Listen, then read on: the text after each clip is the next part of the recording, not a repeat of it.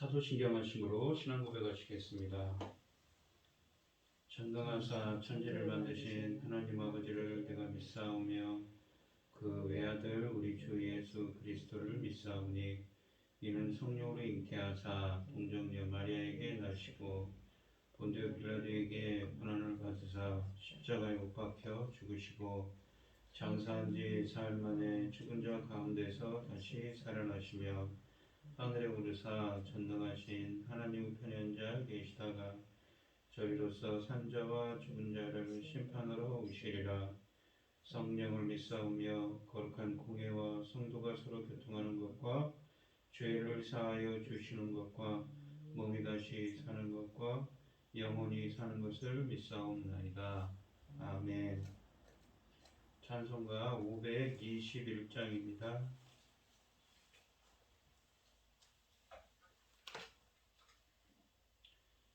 찬송가 521장입니다.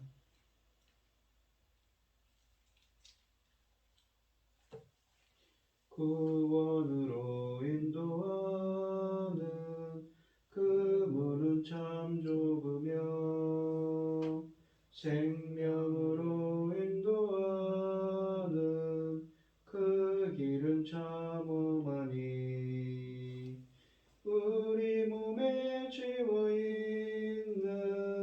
그 더러운 죄짐은 하나 없이 벗어놓고 힘써서 들어갑시다. 구원으로 인도하는 그 좁은 문 들어가 영생으로 인도하는 그 생명길 갑시다.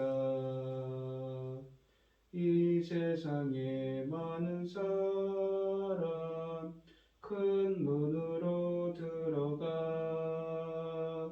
넓은 길로 갈지라도 멸망으로 끝나니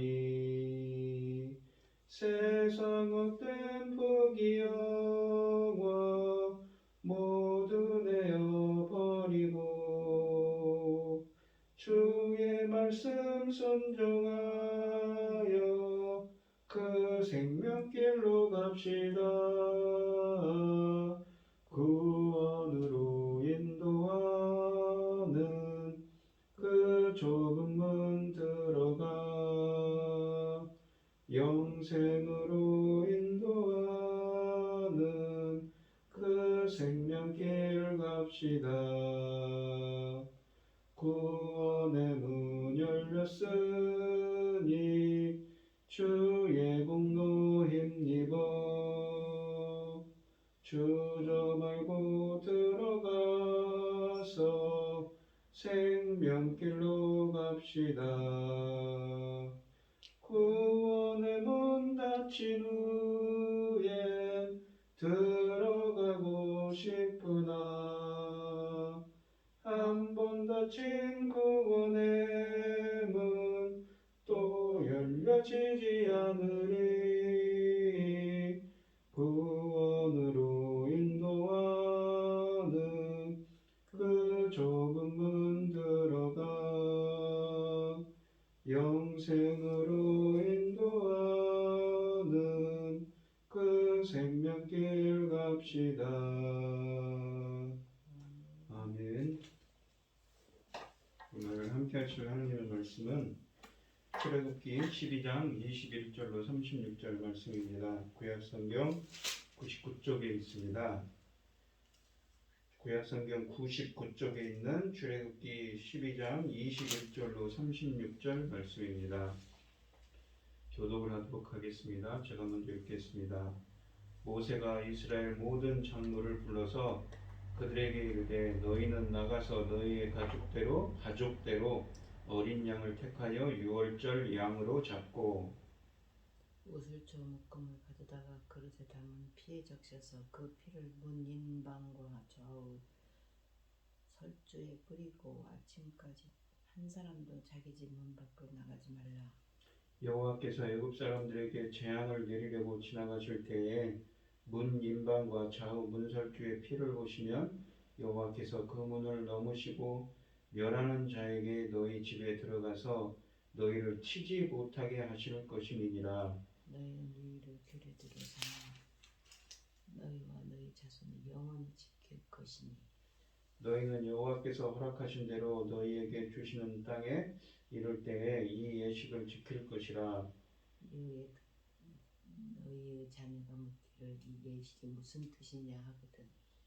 너희는 이르기를 이는 여호와의 유월절 제사라. 여호와께서 애굽 사람에게 재앙을 내리실 때에 애굽에 있는 이스라엘 자손의 집을 넘사 우리의 집을 구원하셨느니라 하라 하매 백성이 머리 숙여 경배하니라. 이스라엘 자손이 들어가서 그들이 행하되 여호와께서 모세와 아론에게 명령하신 대로 행하니라. 밤중에 여호와께서 애굽 땅에서 모든 처음 난 것 곧 왕이 앉은 바로의 장자로부터 옥에 갇힌 사람의 장자까지와 가축의 처음 난 것을 다 치시매 그번에 바로와 그 모든 신하와 모든 애굽 사람이 일어나고 애굽에 큰 부르짖음이 있었으니 이는 그 나라에 죽임을 당하지 아니한 집이 하나도 없었음이었더라.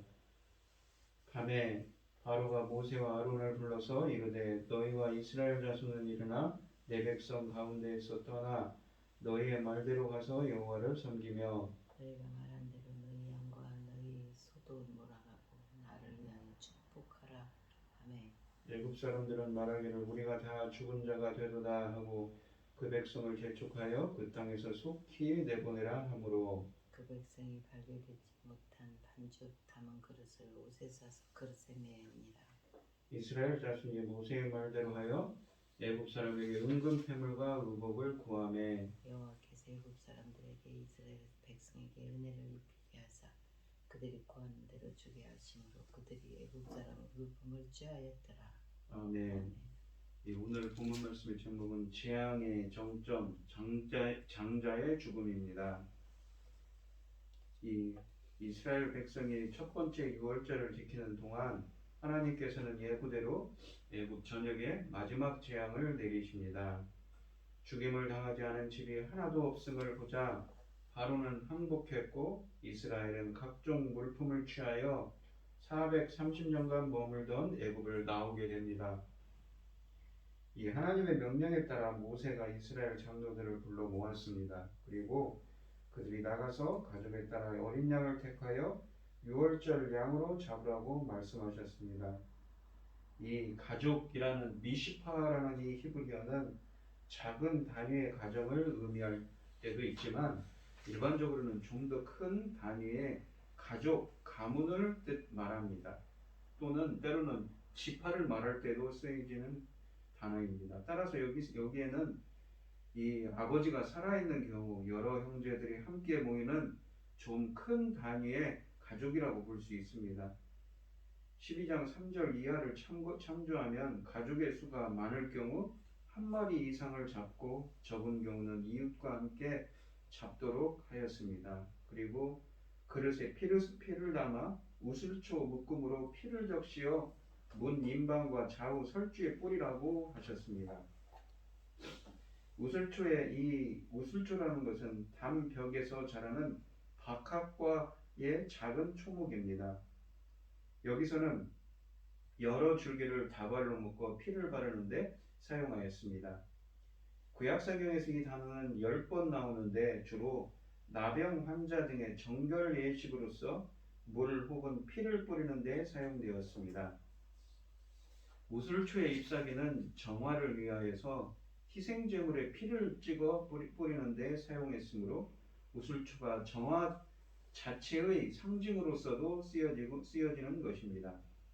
예를 들어 보면 이 시편 51편 이 7절 이하의 말씀에서 다윗이 회개하는 중에 하나님께 우슬초로 나를 정결케 하소서 내가 정하리이다 하고 부르짖을 때에도 죄를 씻는 도구로서 사용되었습니다. 또한 예수님이 십자가에 달렸을 때 요한복음 19장 29절에서 사람들이 우슬초로 신 포도주를 담가 입에 대기도 했습니다. 이 출애굽 본문에서 피를 문인방에 뿌린 후에 아침까지 아무도 집 문 밖에 나가지 말라고 22절에 당부하셨습니다. 왜냐하면 그가 뿌려진 이 영역 밖에서는 그의 생명이 보장받지 못하기 때문입니다. 그날 밤 여호와께서 이집트 사람을 치러 다니실 때에 피가 묻는 그 문은 멸하는 자가 들어가지 못하게 하시고 넘어가게 할 것이며 그 집 안에 있는 사람을 치지 아니할 것입니다. 피는 곧 생명의 상징이라고 창세기 9장 5절에 말씀하고 계시는데 죄에 대한 보상과 속죄의 제물을 암시하고 있습니다. 이는 예수 그리스도의 보혈, 즉 구속의 피를 예표하는 것입니다. 멸하는 자라는 말은 하나님이 사용하시는 죽음의 천사로 볼 수가 있습니다. 이 본절에서도 12장 13절처럼 넘어가다에 해당하는 파사우라는 단어가 사용되었습니다. 24절에 보시면 이 일을 규례로 삼아에서 이 일은 여호와께서 이집트 사람들은 쳤지만 이스라엘 사람들은 손대지 않은 것을 말합니다. 이 일을 규정으로 정하여 대대로 지키라는 것입니다. 25절에서 너희에게 주시는 땅은 하나님이 족장들에게 주시겠다고 하신 약속의 땅을 말합니다. 그들이 약속의 땅에 들어가서도 이 예식을 지키라고 25절에 명령하십니다. 이 예식이라는 말, 아보다는 동사 아바드에서 온 명사로서 이 동사 아바드는 섬기다 또는 예배하다의 의미입니다. 호렙산에서 여호와께서 모세에게 출애굽을 지시하실 때에 이스라엘 백성을 이끌어내어 이 산에서 하나님을 섬기리니 라고 말씀하셨을 때 사용하였던 그 단어이며 또 모세가 바로에게 가서 이스라엘이 여호와를 섬기려 나가겠다고 요구하였던 단어이기도 합니다. 그때 섬기다는 희생제사를 드리다라는 말과 교차하여 사용되었습니다. 이 아바드의 명사형인 아보다는 일, 노동이라는 의미로 많이 사용하였기에 본문의 25절에서는 섬김, 더 나아가서는 예배 의식으로까지 확대 해석할 수 있습니다. 따라서 우리가 이 한글 개역개정판 성경이 예식으로 번역한 것은 바른 번역이라고 볼 수가 있는 것이죠. 즉 가나안 땅에서 유월절을 지킬 때 예배로 섬기면서 유월절 사건을 회상하라는 것이며 이것을 규정으로 만들어 지키라는 것입니다. 이집트로부터의 구속 사건이 예배의 한 핵심 요소에 자리 잡고 있음을 의미하는 것입니다.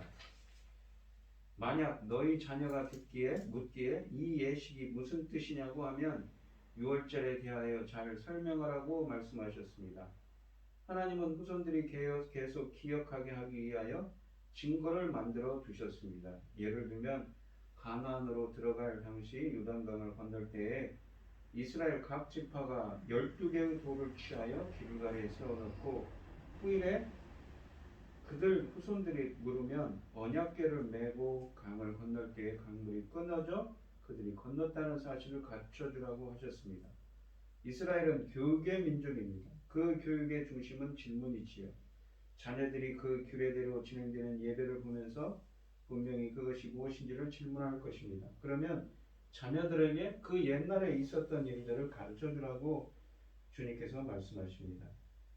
이는 여호와의 유월절 제사라. 여호와께서 애굽 사람을 치실 때에 애굽에 있는 이스라엘 자손의 집을 넘으사 우리의 집을 구원하셨느니라 라고 하라고 27절에 말씀하십니다. 여기에 구원하다의 이 나찰이라는 히브리어는 건져내다입니다. 그런데 여기에 사용된 이 사역형, 그러니까 히피를 건져내게 하다, 구원하게 하다라는 이 사역형인데 잡아채 가다와 같은 의미가 강합니다. 단순히 죽임을 면하는 것이 아니라 하나님이 잡아채어 자신의 소유로 만드는 것을 연상할 수가 있습니다. 모세를 통해 주신 하나님의 이 말씀에 백성의 머릿속에 경배했다고 27절에 말씀하십니다. 백성들이 하나님의 말씀에 복종할 뿐만 아니라 그의 베푸신 은혜와 능력으로 인하여 그를 경배하는 모습입니다.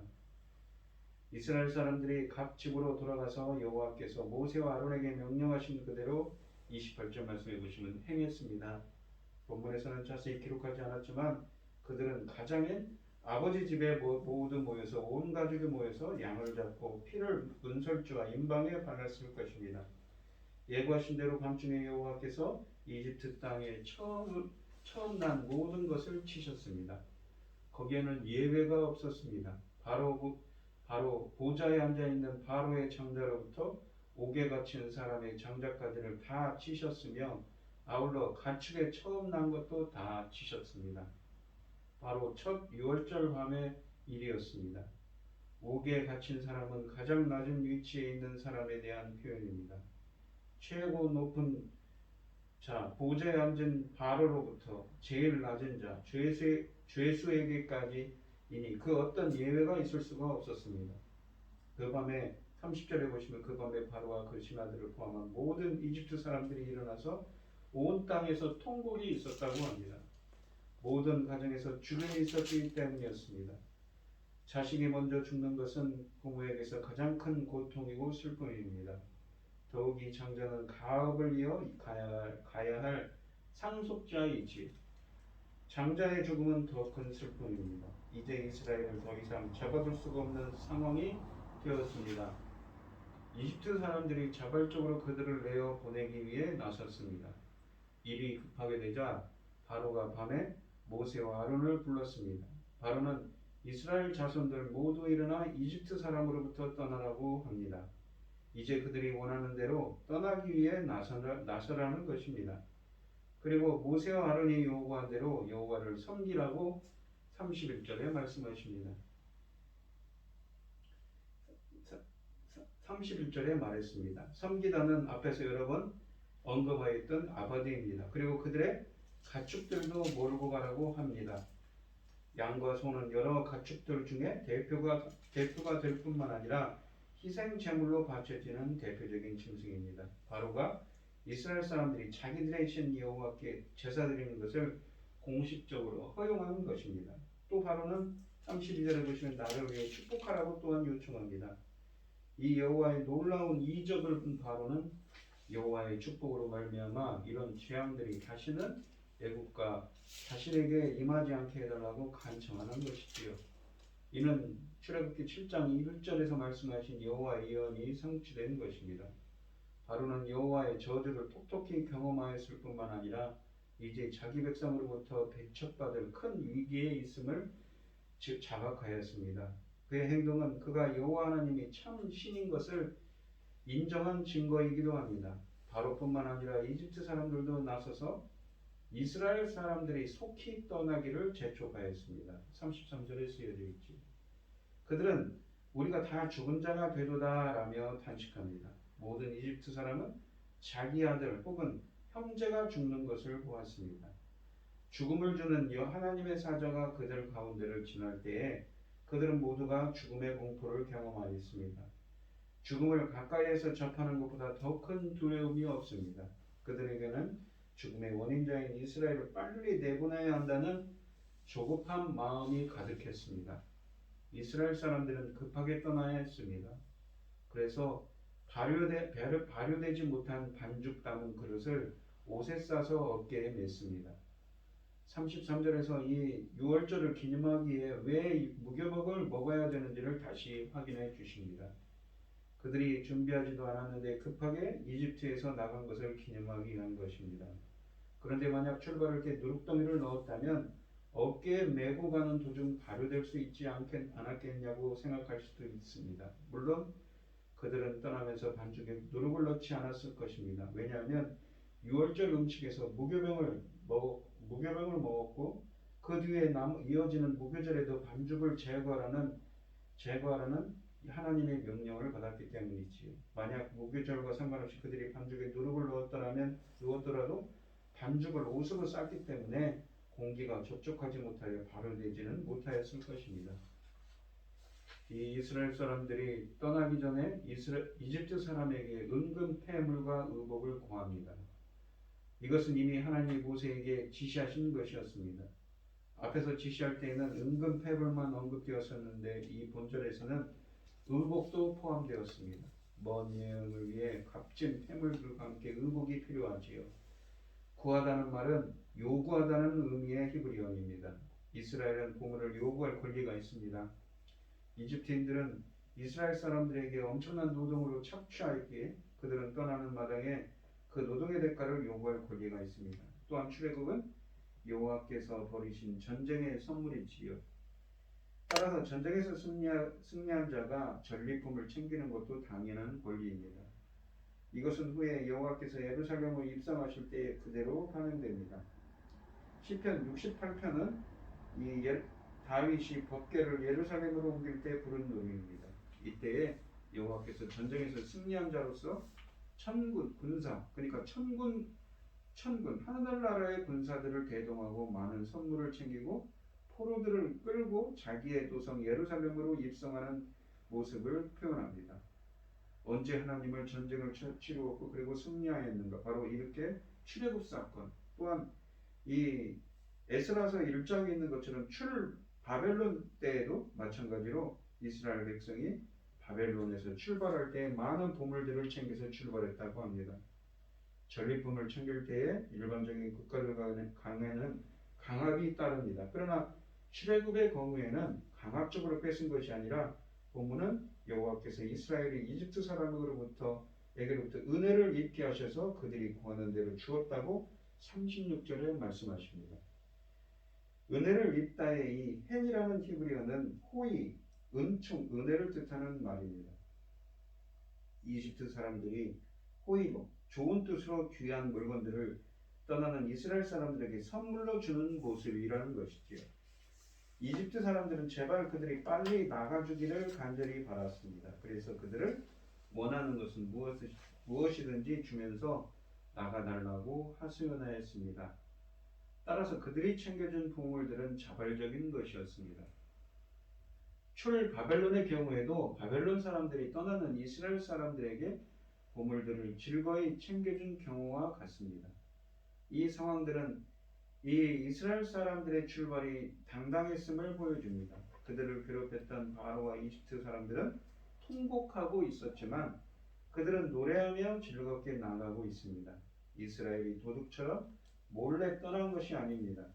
제발 나가달라며 예물까지 주는 이집트 사람들을 뒤로 두고 당당하게 승리자의 모습으로 출발한 것입니다. 하나님은 이스라엘의 부르짖음을 애굽의 부르짖음으로 갚으십니다. 하나님의 창자 이스라엘, 이 출애굽기 4장 22절에 그렇게 표현하지요. 그 이스라엘을 학대한 대가입니다. 출애굽기 3장 21절로 22절에서 말씀하신 하나님의 심판은 어김없이 실행되어서 죽음의 재앙이 임하는 날 밤이 이르자 위로는 바로왕의 장자로부터 아래로는 생축의 초태생까지 모두 죽임을 당하였습니다.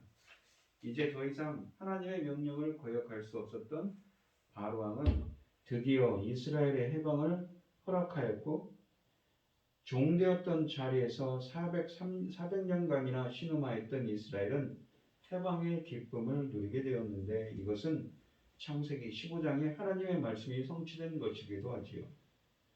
이 마지막 재앙은 실로 인류 최후의 심판을 연상하게 하는 무서운 재앙이었습니다. 이 재앙으로 그토록 하나님과 그의 백성을 경멸하던 바로 그도 마지막 재앙 앞에서는 자신의 무능과 나약함을 드러내고 모세를 붙잡고 자신을 축복하여 달라고 간청하는 가련한 모습을 보이고 있습니다. 마침내 애굽 사람들이 애굽을 나가라고 재촉하자 여행자의 복장으로 대기하고 있던 이스라엘 백성들은 급히 떠납니다. 혼란스러운 와중에도 그들은 누르고없는 반정을 챙깁니다.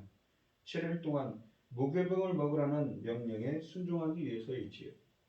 애굽 사람에게서 취한 귀중품들은 해방의 세상을 시작하는 선물이자 장차 광야에서 성막을 건축하려는데 바칠 예물이 될 것입니다.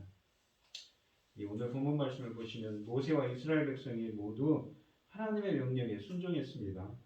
모세는 하나님의 명령에 따라 장로들에게 유월절 규례를 이루고 백성들은 모세가 준 명령대로 유월절을 준비하지요. 모세와 이스라엘 백성들은 모두 지난 9가지 재앙을 통해 하나님의 말씀에 순종하는 것이 최선이며 가장 선한 길임을 체험적으로 깨달았기 때문입니다. 여기서 우리는 이 노역이 심화되었다고 해서 모세를 저주하던 변덕스러운 백성들이 계속되는 재앙 속에서 하나님의 권능을 체험함으로 신앙이 단단해지고 두터워진 것을 발견하게 됩니다. 이처럼 바로의 마음을 강팍하게 하신 하나님의 섭리는 애굽인들에게 우상의 헛됨과 하나님의 권능을 일깨우고 또한 출애굽을 앞둔 백성들의 신앙을 연단케 하는 결과를 가져왔던 것입니다. 열 번째, 이 10가지 재앙은 바로와 애굽에 대한 심판만 아니라 이스라엘 백성에게 하나님이 누구신지를 보게 하는 과정이었던 것이지요. 우리들도 이 사람의 눈으로 볼 때는 현실과 동떨어져 보일지라도 지금 우리가 당하고 있는 현실이 말입니다. 하나님 말씀이 정말 가장 선하고 복된 길로 우리를 인도한다는 사실을 우리는 믿어야 한다는 것이지요. 그리고 그 말씀에 순종하는 여러분들이 되시기를 축원드리겠습니다. 또한 마지막으로는 하나님은 다음 세대, 그러니까 다음 세대의 신앙교육을 당부하셨습니다. 이스라엘은 유월절을 대대로 지켜서 다음 세대에게 하나님의 구원을 가르치는 산교제로 삼아야 한다고 말씀하십니다. 유월절을 통해 과거 출애굽의 하나님을 오늘의 하나님의 새롭게 만나게 하는 오늘의 하나님으로 과거의 출애굽에서 행하신 그 엄청난 권능을 묵상하면서 오늘의 하나님으로 우리가 새롭게 만나게 하라는 뜻입니다. 본문 말씀처럼 출애굽 사건은 가정적인 절기입니다. 유월절이면 모든 가족들이 함께 모여 교제하며 하나님의 은혜와 구원에 대해 이야기꽃을 피우고 이 절기의 유래에 대해 함께 자녀를 가르치며 밤을 새우는 모습을 우리는 상상해 볼 수가 있습니다. 오늘날의 교회에서 이 큰 문제 중 하나는 여러 세대가 한 공동체를 이루고 있지만 함께 어울리는 시간은 극히 제한되어 있다는 것이지요. 우리 다음 세대에게도 부모들의 체험적인 신앙이 자연스럽게 이어지도록 가정에서, 교회에서 자녀들과 예배하고 교제하며 하나님 말씀을 교육하는 여러분들이 되시기를 축원드리겠습니다. 기도하겠습니다. 하나님 아버지 감사합니다. 오늘 주신 하나님의 말씀처럼 드디어 이스라엘 백성들은 애굽에 임한 이 10가지 재앙을 통하여서 정말 나가달라고 바로와 이집트 사람들이 나가달라고 이렇게 등 떠밀듯이 나가게 되었습니다. 갑자기 주님의 말씀처럼 갑자기 나가게 되어서 노룩을 넣지 않은 급히 구운 무교절을 지키기 위한 이 반죽하지 않은 빵을 굽고는 나가게 되었습니다. 나갈 때에는 주님 말씀처럼 은근패물과 의복들까지 요구할 수 있게 되어서 하나님이 약속하신 곳으로 출발하게 되었습니다. 그 모진 세월 기간 동안 지내오면서 때로는 모세를 원망하고 하나님을 원망하는 이스라엘 백성들이었는데 하나님의 이 엄청난 권능을 체험하고는 그들의 신앙이 단단해짐을 보게 됩니다.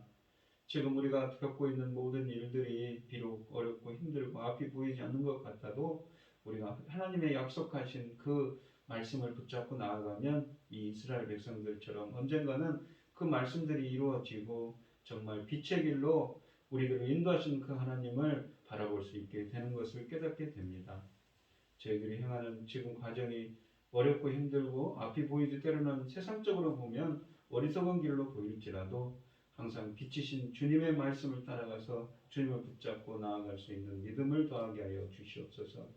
오늘은 거룩한 주일입니다.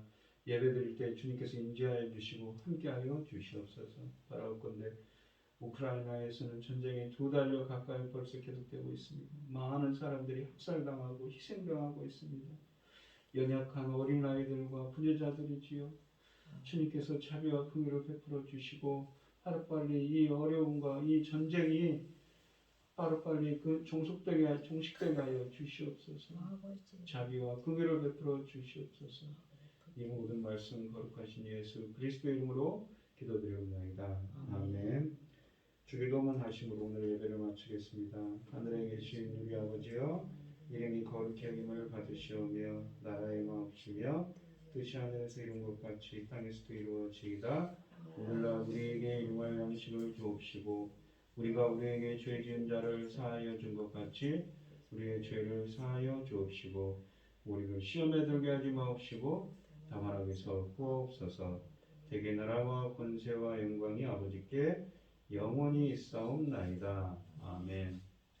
오늘 주신 말씀 가지고 기도할 때요, 비록 우리가 당하는 지금 겪고 있는 우리 처지가 어렵더라도 그 이스라엘 백성들처럼 하나님께서 약속하신 그 말씀을 붙잡고 나아가는 우리 성도님들이 되게 달라고 간절히 기도하시고, 그래서 정말 이 하나님의 엄청난 구원의 역사를 체험하고 하나님께 영광 돌릴 수 있는 사람들이 되게 해달라고 간절히 기도하시고, 어려움을 당하신 분들과 각자 기도 제목을 가지고 주여 단청하시면서 통속으로 기도하도록 하겠습니다.